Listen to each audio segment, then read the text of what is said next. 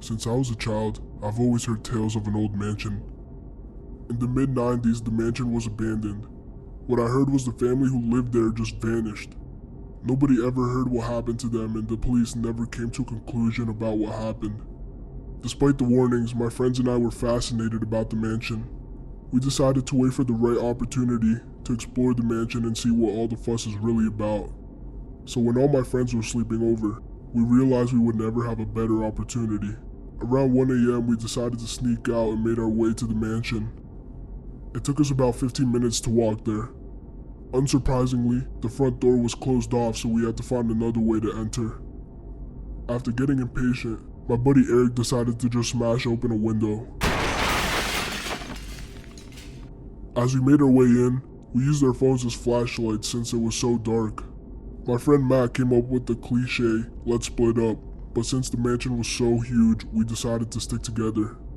We made our way through the right side of the mansion, which looked like it never ended because it was so dark. It had a massive entrance and stairs. We came across many rooms that were all beat down and didn't really have anything interesting inside them. We came across furniture, paintings, and portraits as we made our way down the hall. There were many interesting paintings as well as a good amount of portraits. The portraits were of a family, a mother, father, 3 daughters, and a son. Finally, we reached the end of the hallway, and this is where things got creepy. We noticed that one of the back doors leading to the backyard was wide open, which was strange because everything we saw seemed untouched. Sammy and Mike began to worry and insisted we should get the hell out of there, but we all decided it would be such a waste if we left now.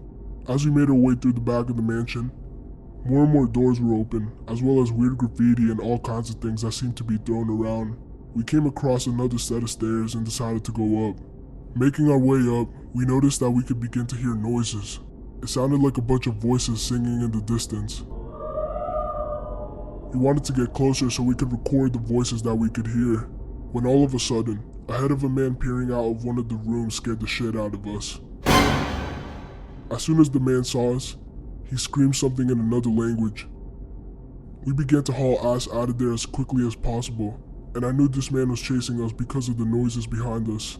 As we ran, the man kept screaming and even began laughing at some point, but luckily whoever the man was, he seemed to be out of shape since we all made it out in time. While I was running though, I did have a chance to look back, and when I did, the man who was chasing us resembled the son in the portraits. He looked much older and scruffy, but he still resembled him. The man was now with a group of people, and they didn't even bother to chase us because we were outside of the house. They just stood there watching us as we left. There's no way that the man could have been the son in the portraits, and if he was, why was he in that mansion? And why were all those people singing?